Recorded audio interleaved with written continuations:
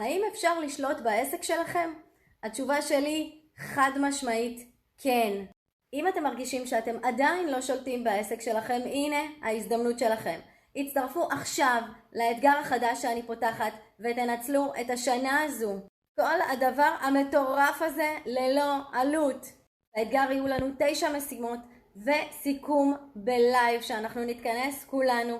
שם אני אסביר לכם את השיטה הסודית שלי שבה אני משתמשת לשליטה בעסק, בלי יועצים עסקיים, בלי מושגים מוזרים. אני מבטיחה לכם שזו שיטה שמותאמת גם בשבילכם.